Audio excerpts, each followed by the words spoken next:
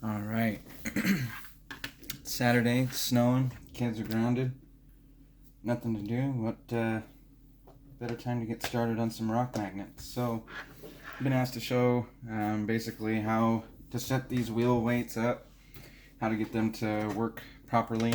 I'm also going to show how to how to cut the bead properly in order for these wheel faces to work. So, it's going to kind of be a mix of both, just kind of the entire job. Uh, I know I was only asked to show the wheel weights, but it's the least I can do. So there's multiple ways to set these things up. I'm fairly new to this setup, still figuring it out myself. So if there's something you might have done if you got this set up, if it's something you may have done differently, that's totally fine. This is just the way that it works for me. This is the way that I do it in order to use Lattice Innovations shift hubs. So anyways, I've kind of been messing around with these the last couple of days, trying to get just the most solid way to get them set up, and there really is just no direct way. This is how it has to go. This is how it has to be. So you're going to get a bag of screws, and it's going to be pretty self-explanatory in the beginning. There's just going to be this ring down in this 3D printed carbon fiber wheel backing. You just kind of want to pull it up a little bit, set your face down in there, line up your holes, and then for this setup, if I remember right, you're going to want to use your M3. Looks like it's about 8 millimeters, M3 by 8 to get it in. My first time doing, like a how-to video, so, might be a little rough and we might have some mistakes here and there, but once we get started cutting the tires, it's going to be like a one and done type video. This is the only shot I get, so you have to bear with me on figuring this all out. So like I said, you're going to get a bag of screws, and it's not like there's no instructions with this, and there's not going to be no dead set, this is how it has to go, this is where this screw goes. Nobody's going to tell you that. So one thing I have noticed, I would recommend to use these M3 by 8s that you'll get, and I've also mixed up some of my own screws in there, so I don't know what you're going to get, but I'm assuming we all have our own bucket of hardware. So these M3 by 8s might be a little hard to see, but that ring we pulled forward in there, if you use the M3 by 8, it is perfectly flush with the back there, so you won't have to worry. Your hangers are going to be down inside of there, so you won't have to worry about it getting hung up or anything if you use the M3 by 8. It is nice and flush. It's a good fit. So I wish I had some better video editing skills so I could speed it up right here and get this wheel put together real quick. I will probably... Barry Sobel said that if you are using the Vanquish hubs, you want to use about a 475 size hub. I don't use Vanquish hubs, so I don't have one here I can even show you or measure or anything like that. And I've never measured those hubs, so I don't know how you would determine that. But with the Lattice hubs, there is a way to use it without using a hub spacer. Which is the way that I'm going to do it, just to kind of help keep things a little bit more narrow up front, being that the AR60 axles are already pretty wide, and that's what I'm using it on. And as long as you get Vanquish steering knuckles, the AR60 ones, you should be totally fine, no matter what axle you decide to put it on. But a majority of comp rigs are going to have some sort of C-hub that is the axial style spline, so you should be fine with that. So I got my wheel together. I'm going to go ahead and get this little hanger on here. You don't want to screw this on just yet. You could use it either in the front or the back of this hanger. The way I'm going to do it is I'm basically going to use this as my bolt. These holes right here aren't threaded, but these ones are. So I'm going to shove my screw through. You see that it's bored in there, pretty self-explanatory. And I'm going to use this to tighten it down. And it's got multiple, you can have it forward, center, back, whichever you prefer. So first, I'm going to use the stock steering arm that you'll get from Barry. And what I like to do is I like to use this outside. The outside holes, you'll have two different options. I'm going to use the outside, or I think it's the inside I want to use just because I'm going a little bit more narrow. And I already got my hubs bolted down. I got the wheel pin in there as well, the hex pin. And that you can get it on once you have this ring and the steering arm on. It's just a little bit easier to do it before. So I like to do it this way, just so I'm not trying to hold two or three things together at the same time. And using this this hub combination and this hole, set back there, I will have to use the hub spacers I was telling you about. If you use Latisse Innovation shift hubs, you're probably very familiar with these wheel spacers. And they'll work for Vanquish hubs or any SLW style hub. So again, you got 4 holes on the top here. And those are just going to be any screw. You will not be supplied with the Vanquish C-hubs and knuckles. You'll have to source those on your own. And I don't think Vanquish supplies the screws to hold steering arms on. Actually, they do, but they're the the cone screws. I can't remember the name of them right now. So you'll want to use a button head of M3. I use for this, I think these are all my screws. I don't think Barry sent these. These are a M3 by 5. And that's what I've used on all my rigs, and it holds these steering arms down just fine. Again, I don't use any thread locker. Grown a hatred for thread locker, grown a hatred for buying used rigs, simply because I do not like to fight getting screws out that have been soaking in thread locker for many years. The only things I do use it on are locker bolts and driveline set screws. So, like I said, I've been using Barry and Psychopath's weight setup for a while now, and I've never had any problems with them. So, and that's without thread lockers. And I don't lose any screws while on the rocks or anything like that. I did once. It was a link mount screw, but that one was with a lock nut. It's just the lock nut came loose. I don't see anybody doubling up thread locker and lock nuts. So anyway, once you get this set up like this, you'll see that the hub is perfectly flush with this this hub ring here. That's what we're going to try to call it throughout this video. It doesn't have a set name. And you can see that it'll easily fit inside the backing. This backing's pretty bored out.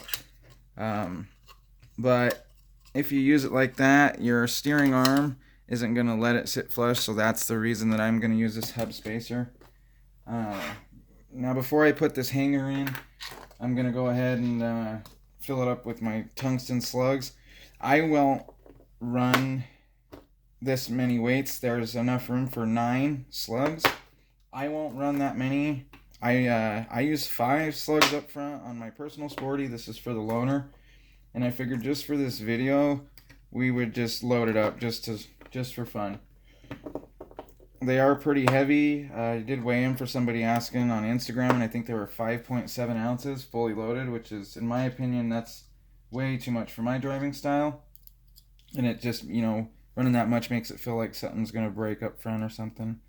Again, I'll use the M3 by 5 button head screw, and that seats down in about halfway. And you got to kind of watch your slug, because that button head is what's going to be holding in your tungsten slugs. Now, this 3D printed carbon fiber is super strong, super durable, super lightweight, but you don't want to wrench on things too hard. I have already stripped out one of the holes, just, getting a little too excited about things, and one of my screws is just spinning and spinning. But I've been using this 3D printed carbon fiber on my mini wheels for ever since I built my Mini. I don't know how long that's been, but for quite a while, and I haven't had any issues with it breaking or anything. These are the mini rock magnets from Barry. So the only thing I have noticed about the 3D printed carbon fiber is that it will hold up great, but you can strip it out, even though it's pretty durable and stuff. So anyway, again, make sure when you're screwing these tungsten slugs in, just make sure you have a screw head that is big enough to hold these weights in. It just barely has to nudge them. That ain't going nowhere, and it's barely touching it. And then the backing has these really about almost a quarter of the way up ledge for the slugs to press back against. Anyway, when you get yours set up, it's going to be fresh off the machine. These holes aren't going to come pre-threaded. If you can't get your screw in, drill it to a 7/64 size drill bit, and that'll allow you to tap that hole with your screw instead of having to get an N3 tap and drill it. I prefer to do it this way. It just feels like it gets a lot more better bite. Anyway, so you're going to get a 3D printed carbon fiber ring and a carbon fiber ring, and those are to go like this. And the way you're going to want to do that is putting some CA glue on. These are actually pretty easy to set up. It's not hard at all. I have had one of these pop up on the trail. It got caught on the rock right here. It's a really sharp rock, and when I was trying to get it, it came off. And it didn't even, I didn't lose it or anything. I just came home and scuffed these spokes up. That's where you're going to want to glue it. I just scuffed them up a little bit to get the dry glue off, and then just dabbed it right back on, and I haven't had any problems since. So once you put this ring on, that is basically just like a guide for where you're going to cut your tire bead out. But your weight hanger will still fit in there. And I know that one of Barry's main concerns with this new design is to be able to take that horseshoe or that weight hanger off without having to remove the entire wheel. The way I'm going to do it from the back, just because I prefer the way that it allows me to move the axle out of the way for the screws. And it's actually super easy. So, like I said, there's multiple ways to set this up and whatnot. That CA glue, you don't need to, do a whole line around the entire thing. Just a couple dots. I think I did 6 or 7. I'm not sure. I wasn't counting, but just kind of hold it down for a second, let it melt that 3D printed carbon fiber. And then again, same with the front. You kind of just want to go, double check and make sure that you're going to be set up okay. Make sure that you're not going to put it on crooked, because you will notice it. It will stand out while it's spinning. It'll basically look like a death wobble Jeep tire. And then, like I said, you're only going to want to glue on the spokes, and you're going to want to do basically right at the edge of the spoke where it basically meets the rest of the face here. So you do want to do it on all of the spokes, just to kind of ensure a better bite, better grip. And then, depending on how this video goes, I also wanted to say that I'll try to post some pictures too, with some, maybe step 1, step 2, step 3. So I'll try to do whatever I can to help out. And then, obviously, if there's any questions, whoever you are, you're welcome to message me. And if this is a setup you went with, or you went with a different setup, don't hesitate to ask. So here you only have, just a split second to get this where you want it to be. So you want to try and just nail it your first try. I kind of pushed mine over a little bit, and it looks like I'll have some little bit of hangover, but it's not bad. So super easy, and then if it ever pops off again, like I said, it's super easy to get glued back on. So the way I'm gonna do this is with the screws and the open side slugs facing out. They're gonna be facing the wheel. Let's see if we can get you to see what I mean, just like that. And this is why I said that my hub ring is gonna come up and over like this. Now you'll also, in the bag, you'll get these little 3D printed carbon fiber spacers. These are not mandatory, but these are basically for your offset. Whether you're going to use whichever hub, whatever you decide to do, those hubs or those spacers are mainly just to help with getting your offset set up right without any interference or anything like that. But they are not a necessity, and you don't have to use them. I won't be using them. I did set them up with them. I see how they're beneficial to different widths up front, different offsets and things. So for my setup, it's not needed. So I'll go ahead and glue this one on while I'm at it. I've been having a lot of problems with my glue tips drying. So I'm gonna try and I'll probably have to change that glue tip out because I still have to cut the bead of the tire before I glue the tire to the wheel. But like I said, we'll do it all. We'll get it all done on video just to try and help out. And I don't know if this will exactly be posted. I haven't found out the limits or anything of how long of a video I can post on Facebook. But I do have a YouTube channel, and if that's the case, I'll just post that up, and you guys can watch the video there. That way it'll be easier to search and whatnot. And my Instagram, I've been debating on posting it on my IGTV, just so my Instagram followers that are building comp rigs can see it as well. Not to say that they're all going with this setup, but it may help somebody out. So anyway, really simple there. Doesn't matter which side of the face you pick to run, to glue it on, to whatever. I always look at the wheel, and if there's any machining marks, I won't use that side. I'll just pick whichever side looks nicer, I guess would be the easiest way to say it. Anyways, so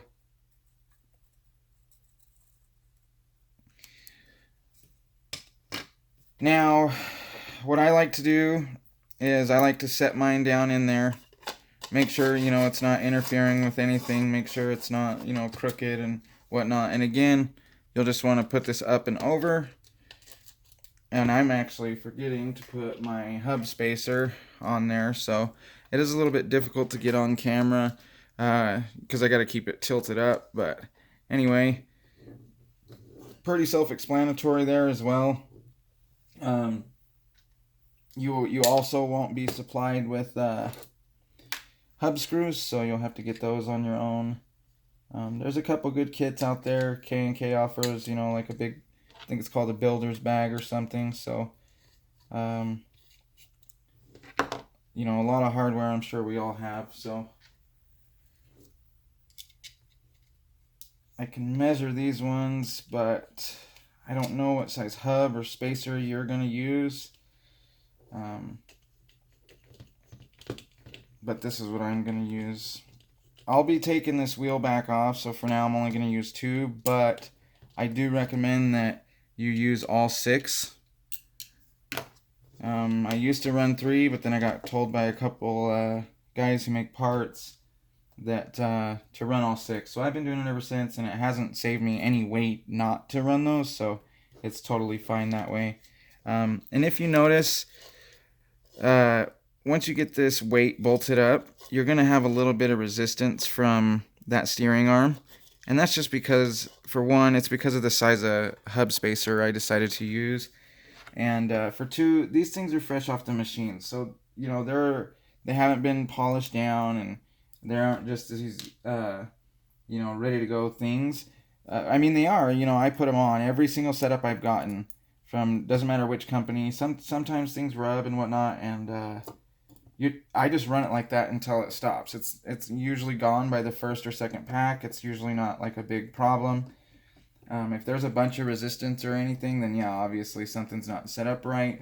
But for this scenario, it'll rub down pretty quick. And nothing's going to break. It's not going to be, stuff's jamming. And like I said, if it is, then something's wrong. So this is the first setup. It's pretty simple. There's no, you don't have to use the 3D printed carbon fiber spacers. You don't have to, use a bunch of wonky things. You don't have to sand anything down. And I am going to probably use this setup, but I've found that you can also do it without that hub spacer, which is how I run it, how I think I'm going to run it. And I don't, obviously you guys can't feel. There is a little bit of rub and resistance here, and that's just simply from the back of the wheel hitting the 3D printed carbon fiber, the wheel backing, that ring we pulled forward, and it'll rub down. It's totally fine, totally normal. So the second setup, I took my carbon fiber steering arm and I just sanded it down a little bit. This one I did, somebody was asking for help, I just did real quick, so it's not flat all the way, but this is another good way. If you set it up like this, it'll be perfectly flush with the, and again on the inner holes, it'll be perfectly flush with the wheel hub. So I'll set that up. I won't put the wheel on, so that way I can show where you're going to want to cut, how you're going to want to cut, the way I cut it, the bead out and stuff, and I'll show you, how not to cut it. And I'll show you the consequences of cutting the tire wrong. I was going to show you guys how to do the do-over tires, but that was my first time doing them, and they didn't turn out as good as I had. It's not my best tire work, not that I'm phenomenal at tire work or anything, but I decided I better not show you and misinform you. They did turn out at a perfect 5.75 inches, and they're they're pretty solid. I'm sure they're going to work great, but there are just a couple spots where I messed up and stuff. Got frustrated and decided not to post it.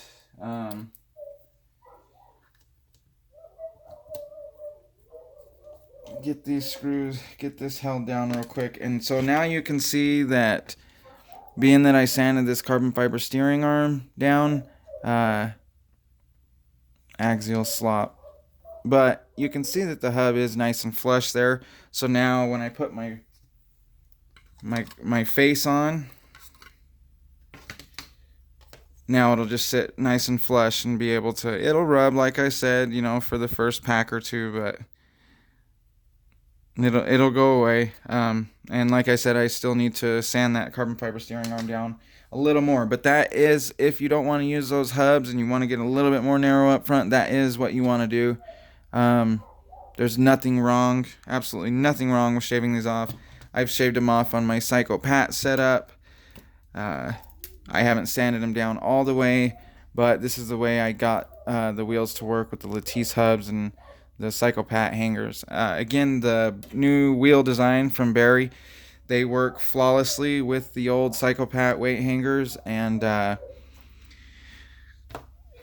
probably, the main intention, the main point of me making these Duvers was, see, there's where I'm talking about my mess, is comping about an hour from home. Their rock is about as slick as glass, so I'll borrow these wheels off of the Loner Sporty for when I take my personal Sporty up to Idaho Falls, and see if I can get some more bite up front. I didn't expect to get these wheels and weights. I was going to run some RC Bros, but then I decided, since Barry hooked me up with this new weight design, I mean, why wouldn't I run them? Anyway, I will get these wheels, this face put on, and then I'll show you where we're going to want to cut. Where we're going to want to cut the bead out of these tires. There is a couple There's a couple ways to do it, I'm assuming, but the way I've done it has always worked well for me. Um, I think I grabbed the wrong screw here, boys. The way I cut the bead out has worked well for me. I've gotten it pretty flush against this carbon fiber ring. Versus I've seen a couple other ways of people doing it, and it just doesn't look as clean. So I like to get mine as clean as possible. Just nice and flush around the carbon fiber ring. It's probably best to just show you what I'm talking about. This tire here is off of my Pro, and when I cut the bead out, I like it to be just nice and even. And so I've kind of found the sweet spot of where that needs to go. It's a little different for the mini magnets. You just got to cut a little bit more closer to the inside bead of the tire, but it's still easy. And so I got these from a buddy online. This is what I'm assuming is what happens when you poke a hole from the front and then you start cutting from this way, and I'm assuming that's why it comes out like this, but we don't want it to look like that. Those tires will work great. There's nothing wrong with them. I mean, I bought them. I was going to use them for the Loner Sporty, but like I said, a couple things worked out in my favor, so I got some new pins and some new 1.9 Rovers and new Voodoo sidewall, so I decided to make a new set of tires for the Loner Sporty. But those tires would have worked fine. I might post them up for sale. I might keep them either way. It's not like they're ruined just because the inner bead isn't cut out perfectly flush for this carbon fiber ring. Once I get this, so you'll want to put all these screws in before gluing the tire on, obviously, because you're not going to be able to access these screws without uncuring the glue and removing the tire completely off. So get them all threaded in, make sure they're nice snug down. Then we'll move on to the tire. If you do make a mistake or you do need to uncure the tire, I've used the Bob Smith Industries uncure and it works, but this Great Plains debonder seems to work the best out of the few that I've used. I've used Team Associated, the Bob Smith, and one other knockoff one, but this Great Plains stuff works awesome. You let it sit for maybe a minute or two, and it completely gets rid of all the, when the glue dries, it'll be white, and it gets rid of that completely, and then it just works really well. It just helps the tire basically fall apart. Sometimes you might have to pull a little harder than other spots, but it works really well. I do use AKA glue. That is AKA glue. I've just had to transfer it into a different bottle since my tips keep drying up. So now that we got this, nice and snug down, and these won't go anywhere. They'll be covered up by the tire, and if they do come off, I've never seen it happen, but I don't know why they would. Because that, it's going to put a little lump down on the sidewall of your tire. So your foams, I've noticed on a couple places, Barry's site, he says to cut it flush with the width of the wheel. Cut it the exact width of the wheel. I don't like to do that. I like to cut it, a little bit. I like it to hang over a little bit, and that just kind of helps with when the tire is folded over like that sideways. It just doesn't feel like it's bottoming out on the edge of the rim, rubber to wheels. So I still feel like I have some padding in there. I just like it, barely hanging over, maybe an 1/8 or a 1/16 of an inch, not much at all. When people message me, that's what I also recommend them to do, and I haven't heard anybody complain about it. So it's not much at all.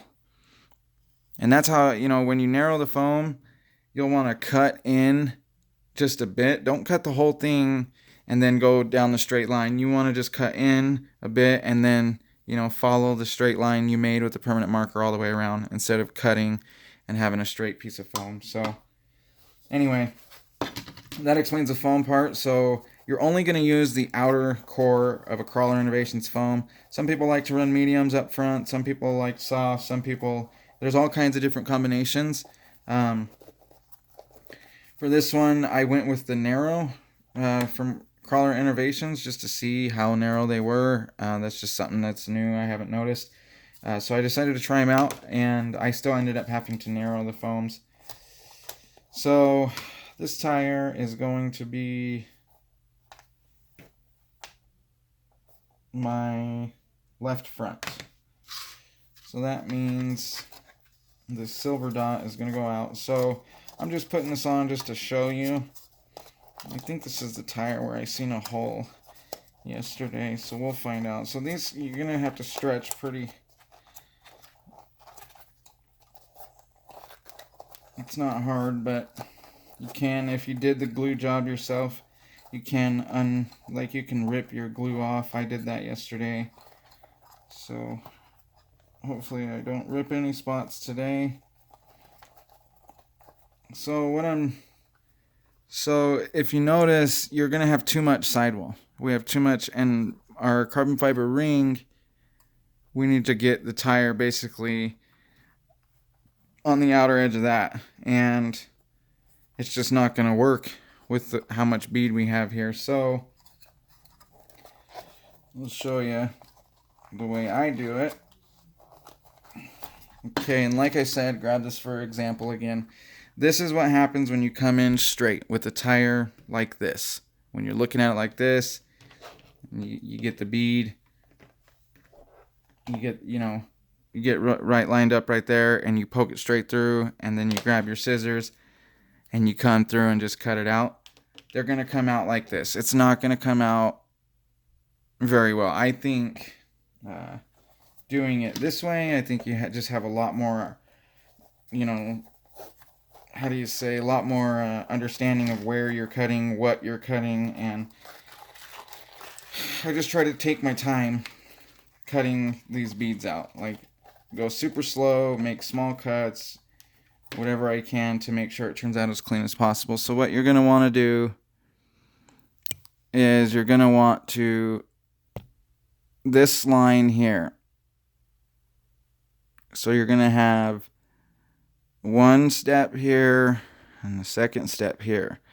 If you want to practice, you can puncture the first step of the bead, and then this will help you find where your cutting center of the scissors are, and you're basically just going to want to try and cut as flush as you can against the inner step, the second step, and make sure you're just sticking onto that line, right?